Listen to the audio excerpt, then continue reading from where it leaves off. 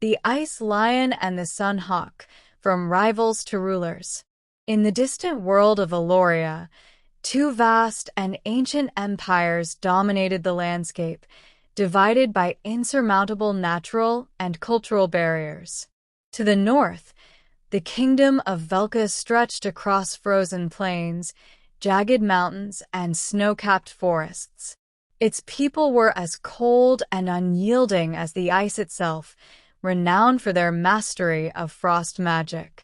Emperor Tarquin, the Ice Lion, ruled from his glacial throne, an imposing figure of steel and fur, his presence as harsh as the winter storms that swept his realm. Under his command, Velka's armies of frost-hardened warriors were feared by all who lived to the south. To the south lay the sun-drenched empire of Solara, where endless deserts, lush oases, and glittering cities baked under a burning sun. Emperor Cyrus, the Sun Hawk, ruled from his golden palace in Solaster, a radiant city of shining spires.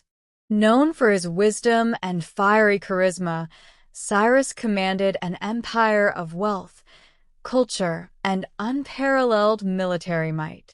His legions were battle-hardened soldiers who wielded fire magic and thrived in the sweltering heat of the desert. The people of Solara revered the sun, and their emperor was seen as its divine representative.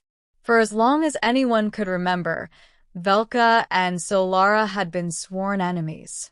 Their hatred had spanned generations, passed down through blood and tradition.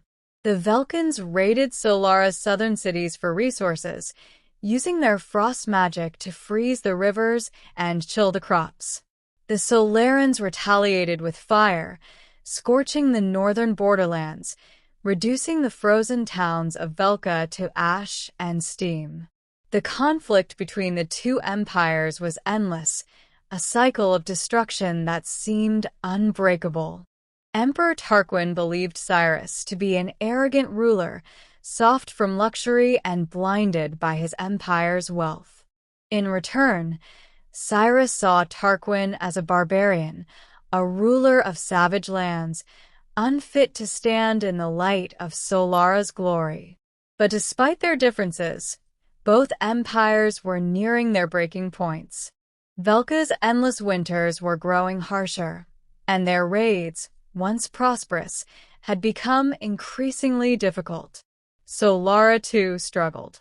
The empire's expansion had overextended its resources, and the desert sun had begun to turn against them, with droughts and crop failures crippling the once mighty empire.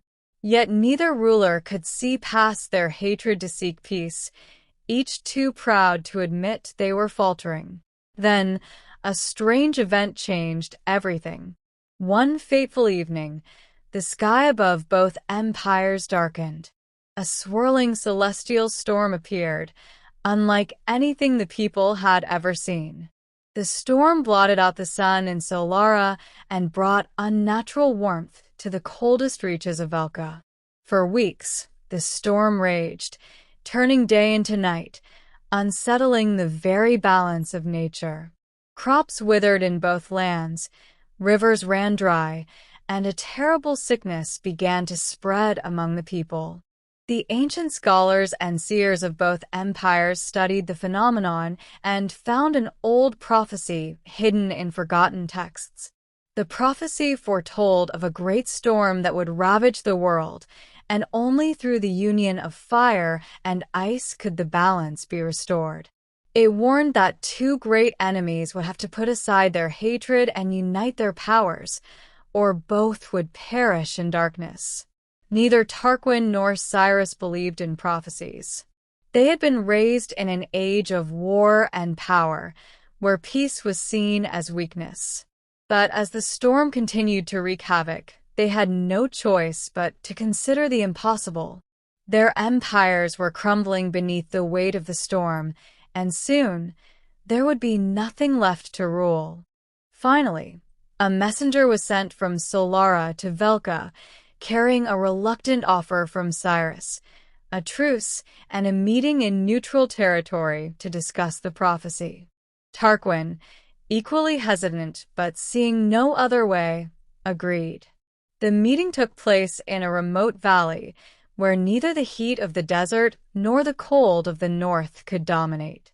Both emperors arrived with great fanfare, each with an army of guards at their back.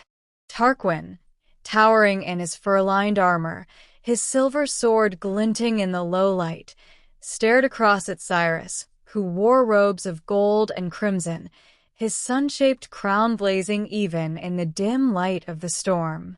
The tension in the air was palpable, with each side ready to draw swords at the slightest provocation. For hours, the two men sat in silence, unwilling to be the first to speak. Finally, Tarquin broke the silence, his voice cold and cutting. "You brought me here to speak of peace, yet all I've seen from your empire is fire and ruin." Cyrus, unfazed, responded in kind. "Your people raid our lands, freeze our crops, and you speak of ruin? We are both to blame, Tarquin."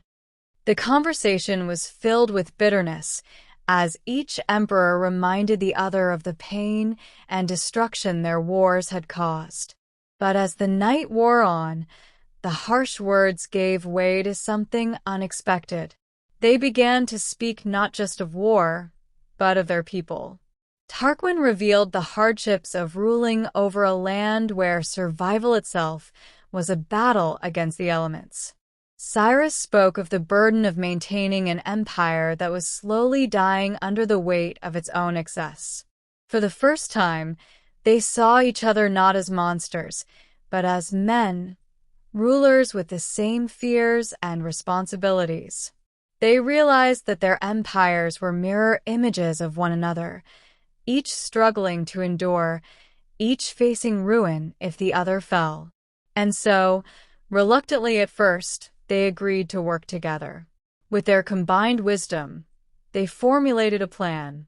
Tarquin's frost mages, masters of the cold, and Cyrus' flame priests, wielders of fire magic, would unite to break the storm.